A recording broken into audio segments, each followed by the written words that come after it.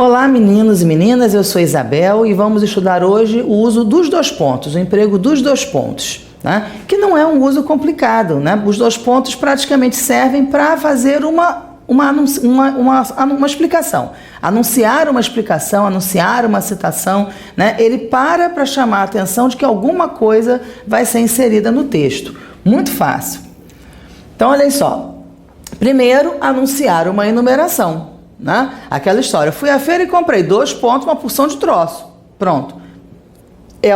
Aqui, basicamente, o que cabe, né, nessa regra é o uso do aposto, né? O aposto enumerativo. Então, sempre que a gente tiver um aposto enumerativo, a gente começa pelos 2 pontos, não é? É o uso dele natural já, a gente conhece esse uso. Comprei muitas frutas na feira, então eu tenho aqui o eu, que é o sujeito, o verbo, que é o complemento, o muitas frutas, que é o objeto. Então, eu tenho sujeito, verbo, complemento, né? O que vai vir, então, a seguir desse complemento? O aposto.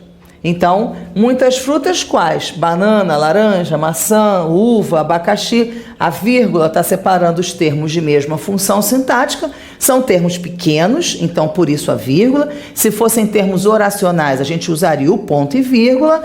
Mas a questão aqui é o uso dos 2 pontos. Então, os 2 pontos anunciam um termo explicativo, um termo enumerativo, né? Que no caso aqui é um aposto. Tá bom? Então, tá lá o uso dos 2 pontos. O outro uso é quando a gente tem discurso direto, também é um uso muito conhecido, né? A gente cansa de ler nas narrativas. Então, o lenhador disse para a vovó. Aí tem lá 2 pontos, na outra linha, travessão. Ó, vovó, onde está o lobo? Enfim. Então, os 2 pontos, eles anunciam a entrada de um interlocutor. É isso aqui, ó. Anunciam a entrada de um interlocutor, normalmente após verbos de elocução ou verbos de sende. O que são esses verbos de elocução, também chamados de verbos dicende? Dicende é um termo em latim que significa dizendo, é o gerúndio do verbo dizer, né? Então, esses verbos, de novo, chamados de verbos de elocução ou verbos dicende, são verbos que anunciam a entrada desse interlocutor. Sempre tem assim, então Maria disse, então Maria retrucou, então Maria falou, então Maria respondeu, né? Então sempre tem algum verbo dessa natureza que indica a fala de um outro, né? A fala de um personagem. Esses verbos são chamados os verbos de elocução, tá? Ou verbos dicende. Dizer, perguntar, responder, retrucar e outros sinônimos que couberem aí nessa lista. E claro, discurso direto, né? Tem que ter a entrada do outro. Então, existe o narrador. Na voz do narrador é que a gente encontra os verbos de elocução e entra o personagem, que é o interlocutor.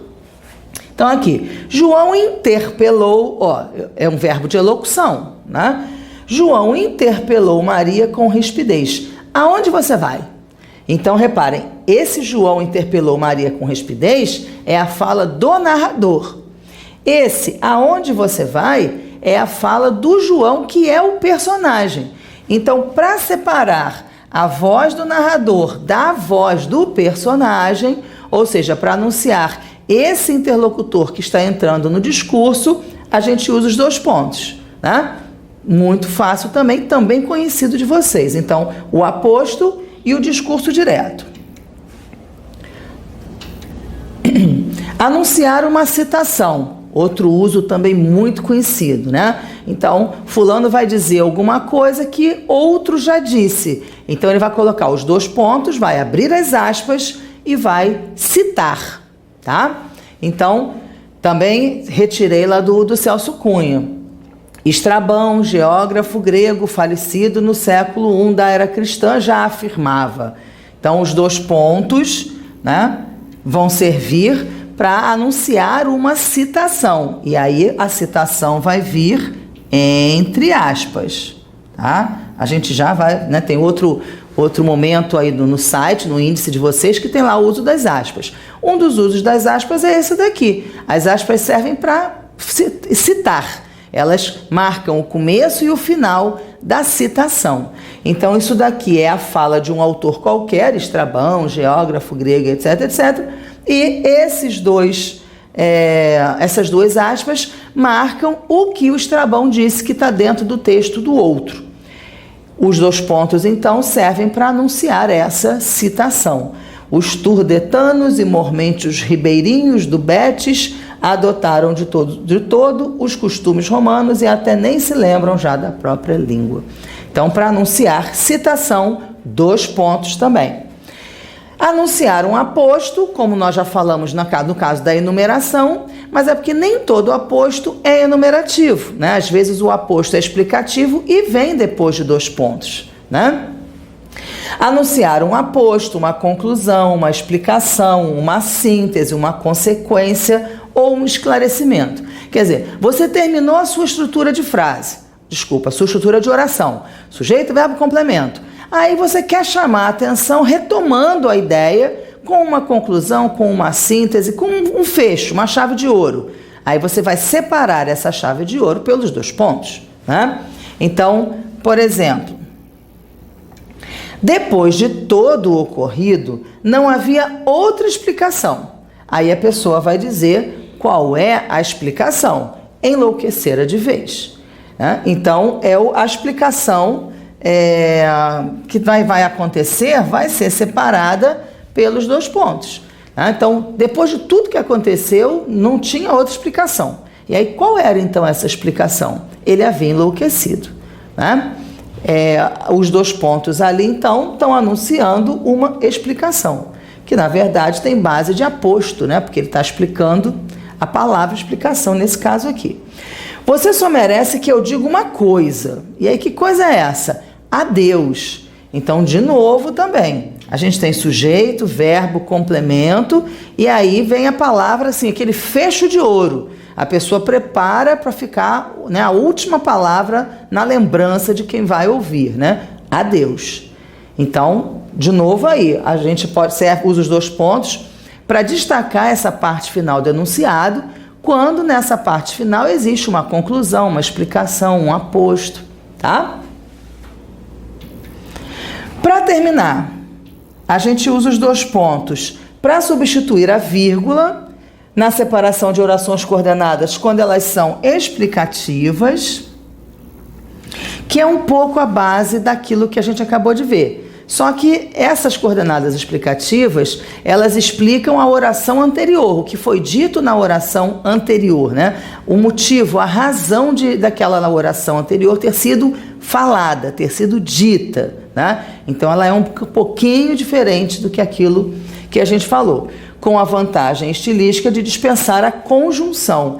Então, quando a gente usa os 2 pontos, nesse caso da coordenada explicativa, são orações coordenadas explicativas. Alguns autores acabam confundindo esse uso da coordenada explicativa e acabam usando para a subordinativa causal também, tá? Então a regra assim, ao pé da letra, rigidamente falando, essa regra dos 2 pontos cobre apenas o uso, a separação entre a oração coordenada assindética e a oração coordenada assindética também explicativa, tá?